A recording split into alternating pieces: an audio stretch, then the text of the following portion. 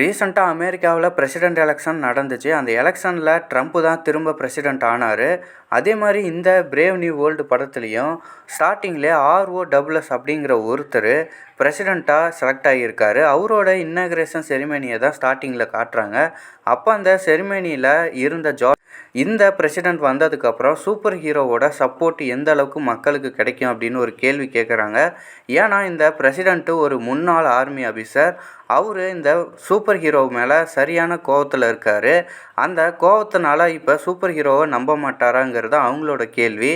இந்த கேள்வியெல்லாம் நியூஸில் வந்துட்டுருக்க பாரில் நல்லா சில் பண்ணிக்கிட்டு நியூஸ் சேனலில் நம்ம புது கேப்டன் அமெரிக்கா இதை பார்த்து சிரிச்சுக்கிட்டே போகிறாரு. இந்த இன்சிடெண்ட் நடந்து ஒரு 5 மந்த்ஸ்க்கு அப்புறம் அமெரிக்காவோட பக்கத்து நாடான மெக்சிகோ கண்ட்ரியில் இருக்க சோல்ஜர்ஸ் சில பேர் அமெரிக்காவோட சிட்டிசன்ஸை கடத்தி வச்சுருக்கிறாங்க. அந்த சிட்டிசன்ஸ் இருக்க லொக்கேஷனை கண்டுபிடிச்சி 2 அமெரிக்கா சோல்ஜர்ஸ் ஒருத்தருக்கு இந்த இன்ஃபர்மேஷனை பாஸ் பண்ணுறாங்க.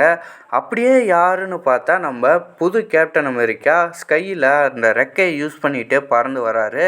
அவர் கையில் ஓல்டு கேப்டன் அமெரிக்காவோட ஷீல்டை வச்சுருக்காரு. அந்த ஷீல்டெல்லாம் விட்டு அந்த மொத்த சோல்ஜரும் சுற்றி அடிக்கிறாரு. பறந்து அடிக்கிறாரு. அடிக்க ஒவ்வொருத்தராக வந்துகிட்டே இருக்க இதெல்லாம் பார்த்த கேப்டன் அமெரிக்கா அவரோட ரெக்கையால் மூடி ஒரு வைப்ரேஷனை க்ரியேட் பண்ணுறாரு. அந்த வைப்ரேஷனில் மொத்த பேரும் பறந்து போய் விழுந்துடுறாங்க. அதுக்கப்புறம் கேப்டன் அமெரிக்கா அவரோட ஸ்கேனிங் பவரை யூஸ் பண்ணி அந்த கடத்தி வச்சுருக்கவங்க எங்கே இருக்காங்கன்னு கண்டுபிடிச்சி அந்த இடத்துக்குள்ளே போகலான்னு அவர் ட்ரை பண்ணும்போது உள்ளே இருக்க ஹாஸ்டேஜஸை பற்றி காட்டிகிட்ருக்காங்க. கடத்தி வச்சுருக்க சோல்ஜர்ஸ் இந்த ஹாஸ்டேஜஸை கொல்ல போகிறாங்க. எனக்கு தேவையான பணத்தை அமெரிக்கா தரலை, அதனால் நீங்கள்லாம் சாவுங்கடா அப்படின்னு சொல்ல போகும்போது உள்ளே இருக்க அமெரிக்கன் சிட்டிசன்லாம் அந்த மெக்சிகோ சோல்ஜர்ஸ் கொல்லலான்னு போகும்போது கரெக்டான டைமில் நம்ம கேப்டன் அமெரிக்கா உள்ளே என்ட்ரி கொடுப்பாரு. உள்ளே வந்ததும் அவரோட ரெக்கையை தனியாக கழட்டி விட்டு பறக்க விட்டுட்டு தன் கையாலேயே மொத்த சோல்ஜர்ஸையும் அடித்து துவம்சம் பண்ணுறாரு. அப்படியே ஒரு ஃபைட்டை போட்டு அந்த பக்கம் போய் பார்த்தா இருக்கவங்க எல்லாம் கன்னை வச்சு சில பேர் மிரட்டுறாங்க. அப்போ அந்த பறக்க விட்ட ரெக்கை அவங்க 2 பேர்த்தையும் ஷாக் கொடுத்து அவங்கள சாகடிச்சிட்டு அந்த பீப்புளை அங்கேருந்து உயிரோட காப்பாற்றிடுறாரு. காப்பாற்றினதும் அந்த பீப்புளெல்லாம் ரொம்ப நன்றி கேப்டன் அமெரிக்கான்னு அப்படியே பாசத்தில் ரொம்ப பொங்க ஆரம்பிச்சிட்டாங்க. இதெல்லாம் கடந்து வெளியே வந்தால் ஒருத்தன் பழைய படத்தில் வர மாதிரி தனியாக ஒருத்தன் கேப்டன் அமெரிக்கா டஃப் கொடுக்குறான். நம்ம கேப்டன் அமெரிக்கா ஸ்டார்டிங்கில் ஒரு 4 அடி வாங்கினாரு தாங்க. என்ன இருந்தாலும் அவர் ஹீரோ தானே, திருப்பி அடித்து அவனை துவம்சம் பண்ணிட்டாரு. இந்த சைடு கேப்பில் ஒரு 4 மெக்சிகோ சோல்ஜர்ஸ் ஏதோ ஒன்று ஆட்டையை போட்டுட்டு எஸ்கேப் ஆக பார்க்குறாங்க. அந்த நேரத்தில் ஒரு குட்டி கேப்டன் அமெரிக்கா மாதிரி ஒருத்தர் அவங்கள துவம்சம் பண்ணி அந்த ஒரு விஷயத்தை அங்கேருந்து காப்பாற்றி எடுத்து வந்துடுறாரு. ஆனால் நம்ம கேப்டன் அமெரிக்கா உள்ளே ஃபைட் போட்டு முடித்ததுமே வழக்கம் போல் எல்லாம் முடிஞ்ச பிறகு போலீஸ் வர மாதிரி இந்த கதையிலையும் எல்லாம் முடிஞ்ச பிறகு அமெரிக்கனோட ஆர்மிஸ் எல்லாம் என்ட்ரி கொடுக்குறாங்க. நாட்டில் இவ்வளோ பிரச்சனை போயிட்டுருக்கு. ஆனால் இந்த அமெரிக்காவோட பிரசிடெண்ட் ராஸுங்கிறவர் அவங்களோட ஒய்ஃபோட நினைவு நாளை போய் பார்த்துட்ருக்காரு. அந்த டைமில் தான் கால் வருது மிஷன் சக்ஸஸ்ஃபுல்னு. அப்படியே இந்த விஷயத்த பிரசிடெண்ட்டுக்கு தெரிய வச்சுட்டு நம்ம கேப்டன் அமெரிக்காவும் சோல்ஜரும் ஜாலியாக பேசிக்கிட்டே அங்கேருந்து அமெரிக்காவுக்கு ரிட்டர்ன் வராங்க. அவங்க ரிட்டர்ன் வரும்போது தாங்க அந்த குட்டி பையனை கேப்டன் அமெரிக்கா மீட் பண்ணுறாரு. இப்போ தாங்க விஷயம் தெரியுது, நம்ம ஃபால்கனோட ட்ரெஸ்ஸை தான் அந்த குட்டி பையன் போட்டிருக்காரு. கேப்டன் அமெரிக்காவோட ட்ரெஸ்ஸை தான் முன்னாள் ஃபால்கன் போட்டிருக்காரு. ஸோ இப்படி பவரை எக்ஸ்சேஞ்ச் பண்ணிக்கிட்டாங்க. இப்போ ஃபால்கனும் கேப்டன் அமெரிக்காவும் ரிட்டர்ன் வந்ததும் ஸ்ட்ரெயிட்டாக அவங்களோட ட்ரைனரை போய் மீட் பண்ணுறாங்க. அந்த ட்ரைனரு இவங்க 2 பேர்த்தோட பலசாலியாக இருக்கார். அப்படி இருந்தனால தான் இவங்க 2 பேர்த்தையும் அவரால் ட்ரெயின் பண்ண முடியுது. ஸோ அங்கே ஜாலியாக அவங்க ட்ரெயின் பண்ணிக்கிறாங்க. கேப்டன் அமெரிக்காவும் அந்த ட்ரைனரும் மாற்றி ஒரு காம்படிஷன்லாம் விளாண்டுக்கிறாங்க. அந்த டைமில் கேப்டன் அமெரிக்காவுக்கு பிரசிடெண்ட் கிட்டேருந்து ஒரு கால் வருதுன்னு அவர் அங்கேருந்து போயிடுறாரு. அப்போ சட்டுன்னு அந்த ட்ரைனருக்கு ஃபேஸே மாறிடுது. கொஞ்ச நேரம் கழிச்சு அந்த ட்ரைனரும் கேப்டன் அமெரிக்காவும் பேசும்போது தான் விஷயம் தெரியுது. இந்த பிரசிடெண்ட்டாக இருக்கிற ராஸுங்கிறவர் முன்னாடி ஃபால்கன் அவரோட ஃப்ரெண்ட்ஸு எல்லாத்தையுமே ஜெயிலில் அடைச்சி சித்திரவதை பண்ணியிருக்காரு. இவ்வளோக்கு நீ எதுக்கு ஹெல்ப் பண்ணுற அப்படின்னு அந்த ட்ரைனர் கேட்குறாரு. அவர் மோசமானவர் தான், ஆனால் இப்போ மக்களோட நிலமை ரொம்ப மோசமாக இருக்குது. மக்களுக்கு ஒரு நம்பிக்கை வேணும். மக்களுக்காக நான் அரசாங்கத்துக்கு வேலை செய்கிறேன் அப்படின்னு கேப்டன் அமெரிக்கா சொல்லுவார். அதுக்கு ட்ரைனர் சொல்லுவார், என்ன இருந்தாலும் அந்த ராஸை நம்பக்கூடாது அப்படின்னு சொல்லும்போது, கரெக்ட் தான், அவள் எப்போ மாறுவாங்கிறது தெரியாது. நான் அந்த பிரசிடெண்ட்டோட ஆஃபீஸில் ஒருத்தியை வச்சுருக்கேன். அவள் ஒருவேளை அந்த பிரசிடெண்ட் மாறினா எனக்கு உடனே இன்ஃபார்ம் பண்ணிடுவா அப்படின்னு சொல்லுவார். கேப்டன் அமெரிக்காவுக்கு பிரசிடெண்ட் மேலே சுத்தமாக நம்பிக்கை இல்லை. அவரை கண்காணிக்கிறதுக்கு ஒரு ஆளை செட் பண்ணி வச்சுருக்காரு. எல்லாம் பேசி ஒரு சமாதான நிலைக்கு வந்ததும் அந்த ட்ரைனரு, சரி எல்லாம் ஓகே, எதுக்கு இப்போ பிரசிடெண்ட் கால் பண்ணாருன்னு கேட்பாரு.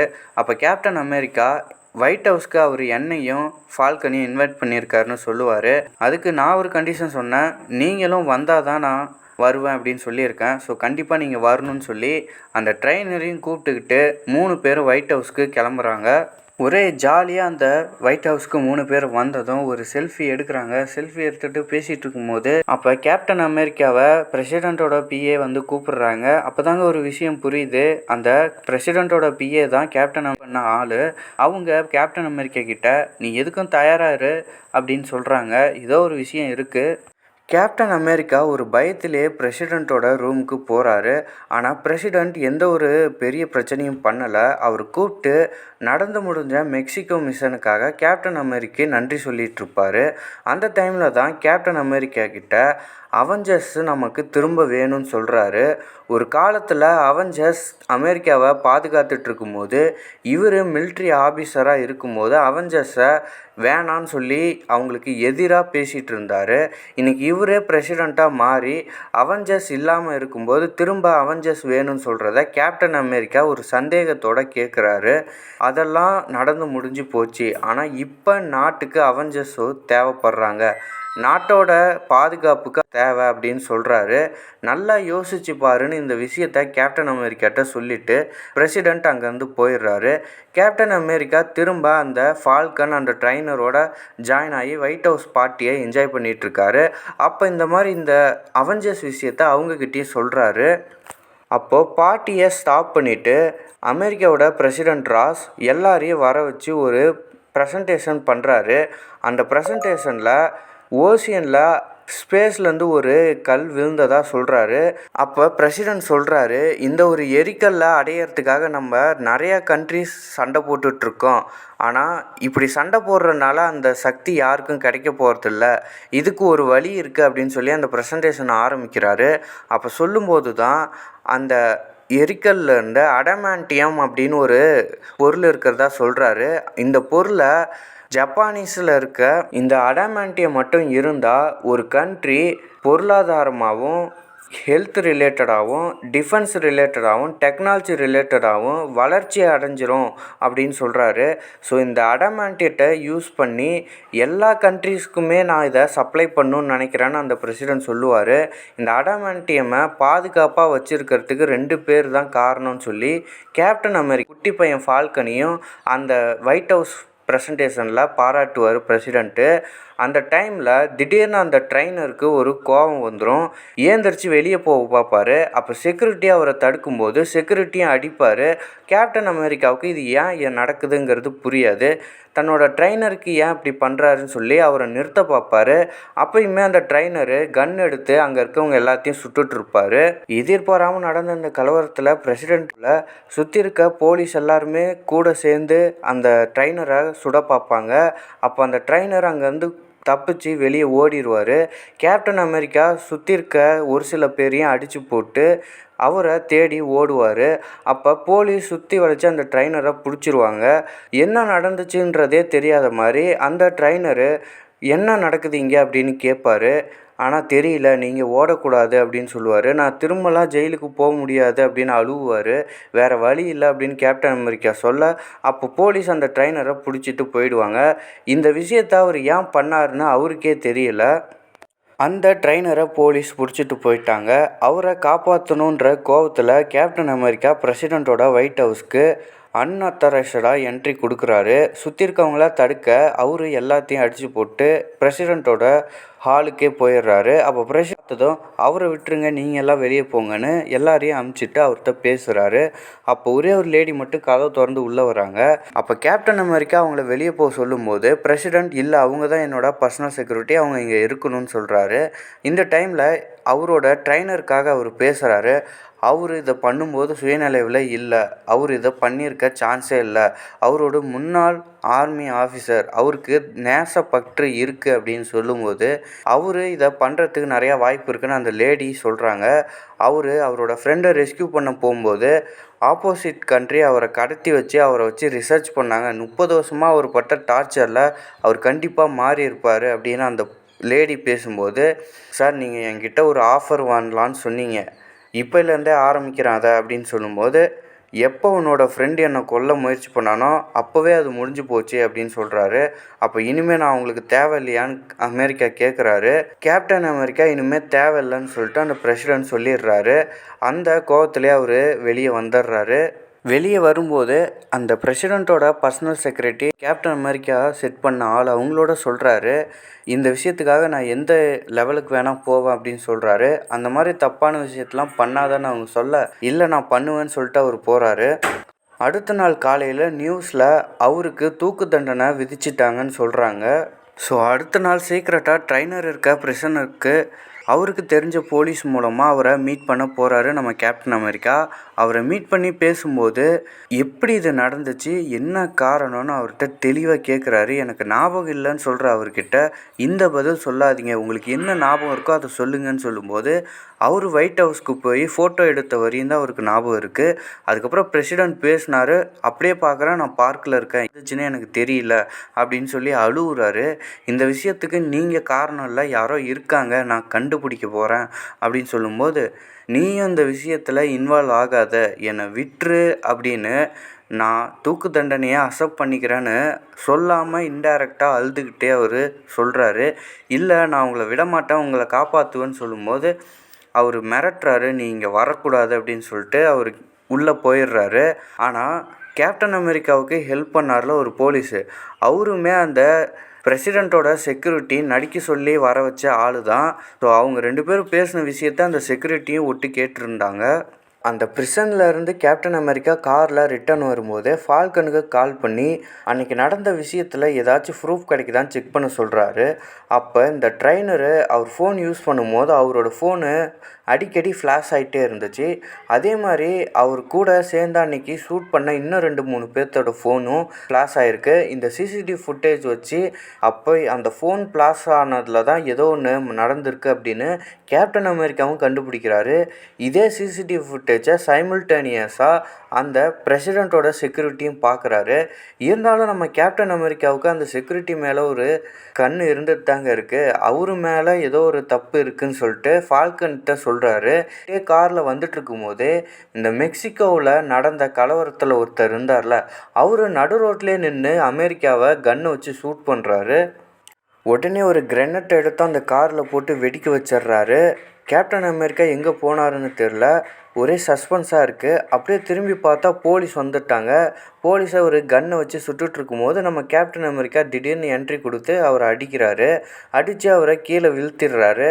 அந்த டைமில் நீ வந்தது தப்பான முடிவு அப்படின்னு சொல்லிகிட்டு இருக்கும்போது, ஆமாம் ஒருவேளை நீ கிரானடில் தப்பிச்சிட்டினா நீ எதையாச்சும் பேசி என் மனசை மாற்றிடுவேன்னு அவர் சொன்னார்னு யாரோ ஒருத்தர் சொல்கிறாரு. அப்படி சொல்லிகிட்டு இருக்கும்போதே கீழே முட்டி போட்டுட்ருக்கவர் டக்குன்னு ஒரு கன் எடுத்து கேப்டன் அமெரிக்காவை அந்த கன் சூட்லேருந்து தப்பிச்சு ஓடுறதுக்காக கேப்டன் அமெரிக்கா ஒரு இடத்துல போய் ஒளிஞ்சிடுறாரு. அவர்கிட்ட எந்த சூட்டும் இல்லாதனால டேரெக்டாக ஃபைட் பண்ண அவரால் முடியல. ஆனால் அப்பயும் அவர் கேப்டன் அமெரிக்கா தானே, டக்குன்னு ஒரு ஸ்பேனர் எடுத்து அவன் மேலே வீசி அவனை அடித்து கொன்னுடுறாரு. அப்போ அவன் பேசிகிட்டு இருந்த ஃபோனை வாங்கி கேட்டால், அடுத்து நடக்க போகிற விஷயம் கண்டிப்பாக உனக்கு பிடிக்காது கேப்டன் அப்படின்னு ஒருத்தன் சொல்கிறான். கேப்டன் அமெரிக்கா யாருன்னு கேட்டதும் ஃபோனை வச்சிட்றான். ஒரு பக்கம் இந்த சண்டையெல்லாம் போயிட்டுருக்க பிரசிடெண்ட்டோட ஒயிட் ஹவுஸில் நம்ம பிரைம் மினிஸ்டர் மோடியோடையும் ஃப்ரான்ஸோட பிரைம் மினிஸ்டரோடையும் அந்த பிரசிடெண்ட்டு பேசிகிட்டு இருக்காப்புல. ஸோ அன்றைக்கி நடந்த ஒயிட் ஹவுஸ் கலவரம் அன்னைக்கு பேசப்பட்டிருந்த ஒப்பந்தம் இதுக்கு மேலே வேணான்னு அவங்க சொல்கிறாங்க. இல்லை நீங்கள் கண்டிப்பாக இதுக்கு ஒத்துழைச்சி தான் ஆகணும், இது நாட்டுக்கு ஒரு பெரிய பாதுகாப்பாக இருக்கும் அப்படின்னு அமெரிக்காவோட பிரசிடெண்ட் ராஸ் சொல்கிறாரு. அப்படி நாங்கள் ஒத்துக்கணுன்னா நீங்கள் ஜப்பானீஸோட பிரைம் மினிஸ்டரையும் இதை ஒத்துக்க வைங்கன்னு நம்ம மோடி சொல்கிறாப்புல. ஸோ இந்த விஷயத்தெல்லாம் கேட்டுட்டு அவரும் ஒத்துக்க வைக்கிறது என்னோட கடமைன்னு சொல்லிட்டு பிரசிடெண்ட்டு அந்த மீட்டிங்கை முடிச்சிடுறாரு. உடனே கேப்டன் அமெரிக்கா அவரோட வீட்டுக்கு வந்ததும் அங்கே அந்த குட்டி ஃபால்கன் இருக்கார். அவர்கிட்ட அவன் பேசணுன்னோட நம்பரை கொடுத்து இவன் எங்கே இருக்கான்னு ட்ராக் பண்ண சொல்கிறாரு.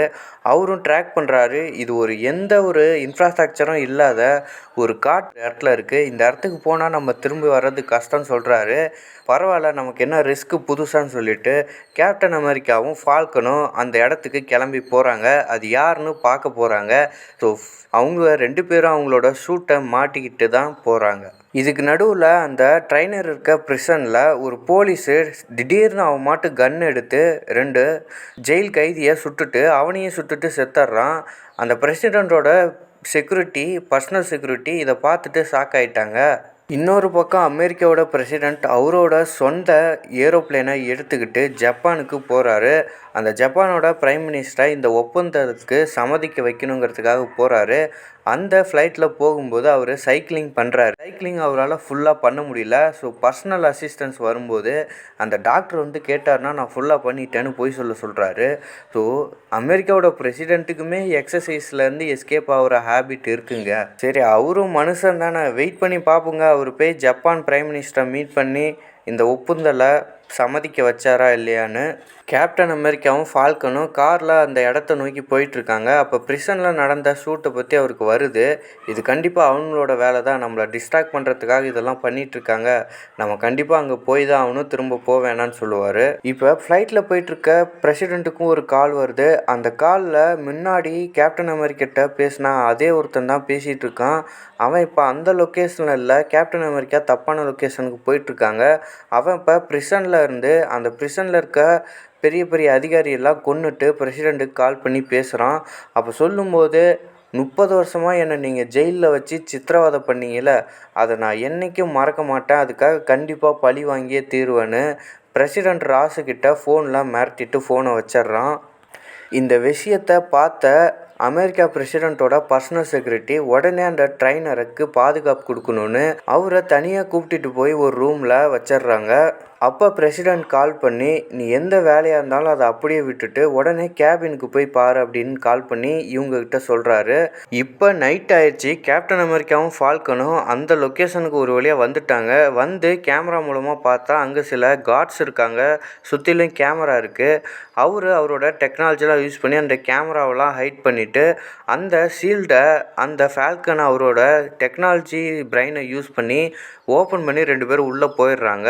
உள்ளே போனால் ஒரே பார்க்க இன்னொரு ப்ரிசன் மாதிரி இருக்குது. எனக்கு என்னமோ அந்த கால் பண்ணவனை இந்த சிறைச்சாலையில் வச்சு தான் பயங்கரமாக சித்திரவதை பண்ணியிருக்காங்க.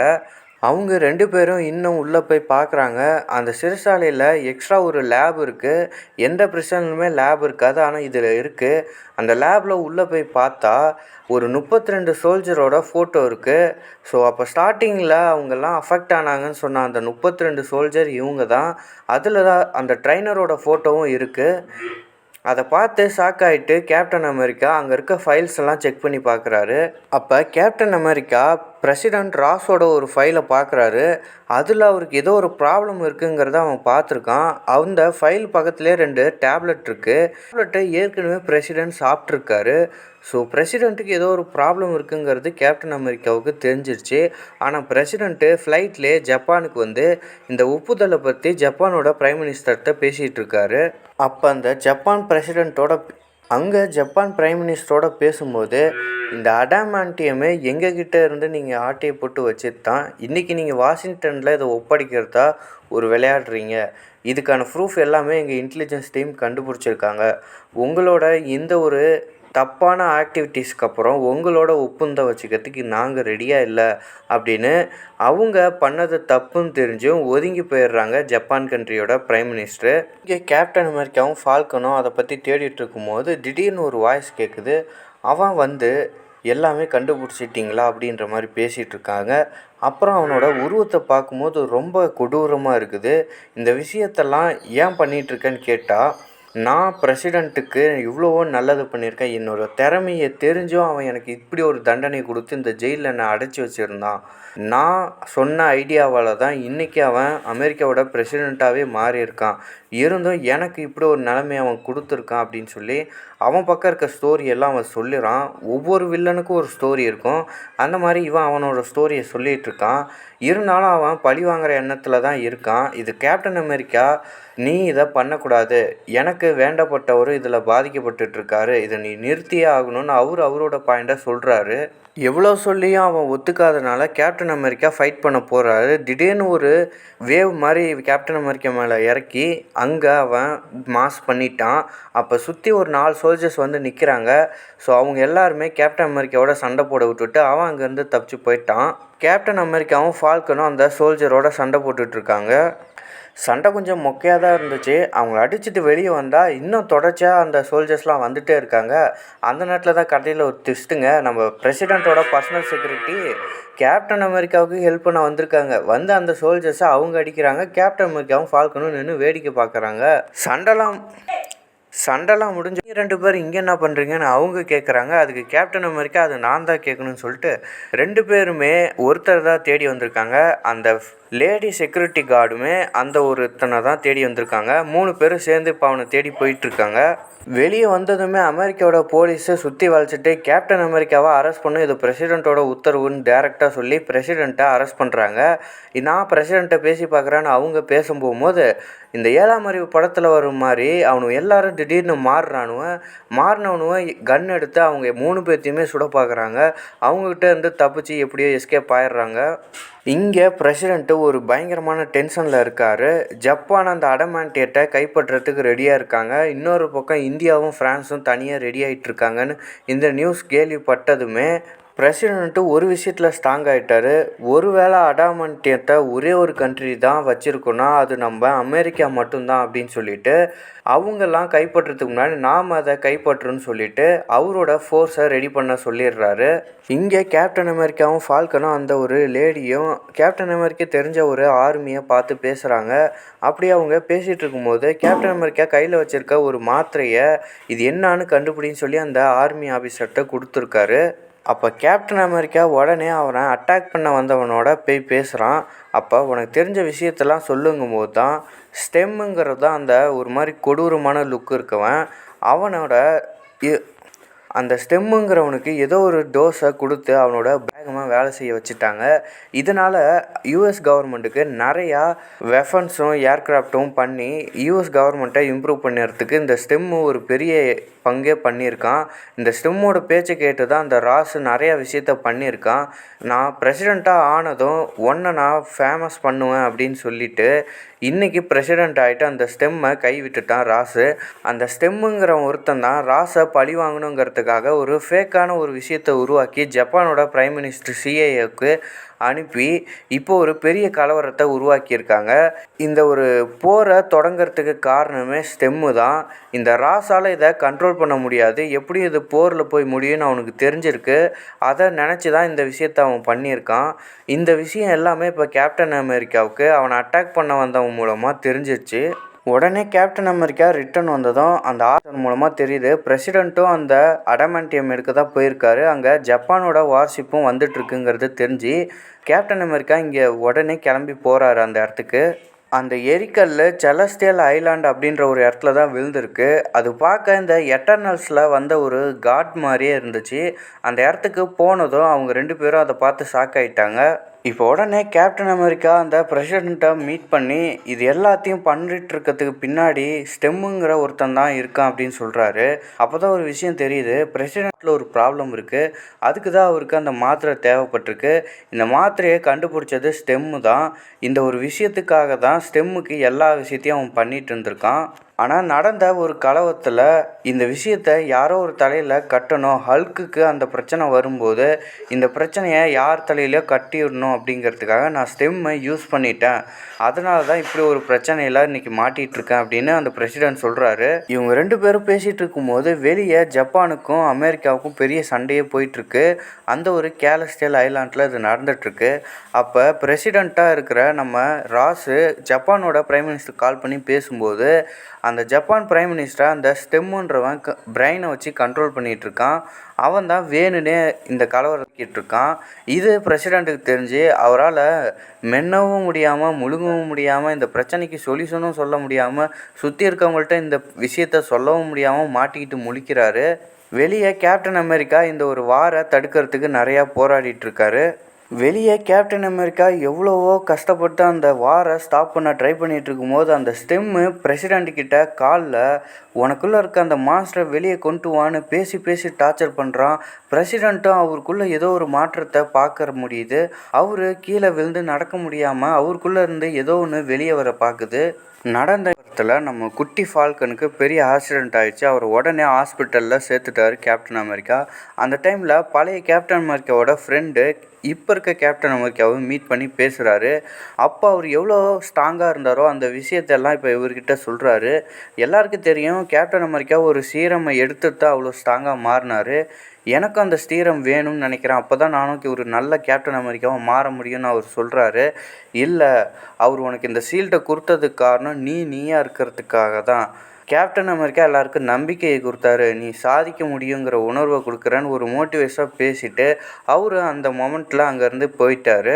இந்த டைமில் அந்த கேப்டன் அமெரிக்காவோட ஃப்ரெண்டாக இருக்க சோல்ஜர்கிட்ட ஒரு டேப்லெட் கொடுத்துருப்பார்ல, அந்த விஷயத்தில் இந்த டேப்லெட் சாப்பிட்டா ரேடியஸ் டேரெக்டாக பிளட்டில் கலக்குன்ற விஷயம் ஒரு ரிசர்ச்சர் சொல்லியிருப்பார்.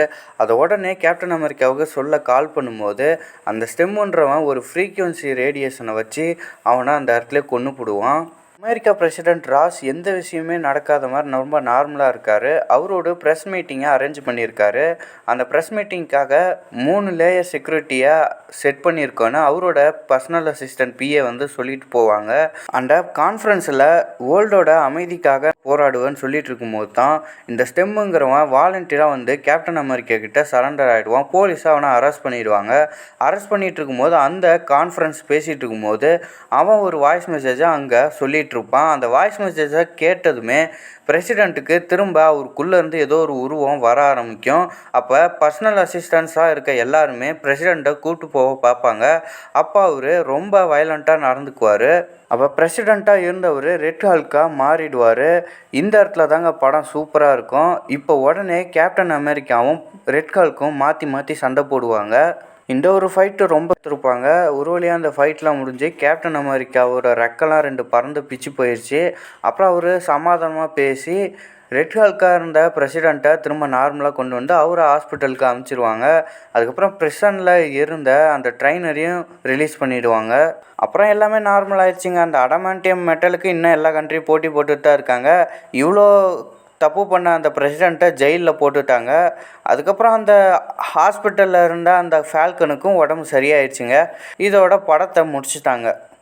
அப்புறம் இது மார்வல் ஸ்டூடியோட ஃபில்ம் ஆச்சே, கடைசி வரையும் வெயிட் பண்ணி தான் கடைசியில் அந்த ஸ்டெம்முங்கிறவன் ஜெயிலில் இருக்கும்போது அவனை போய் பார்க்குறதுக்கு நம்ம கேப்டன் அமெரிக்கா போயிருக்காரு. அப்போ ஒரு மாசான வசனம் விட்றான், இது முடிவு கிடையாது, இது ஆரம்பம் அப்படின்னு சொல்கிறாங்க.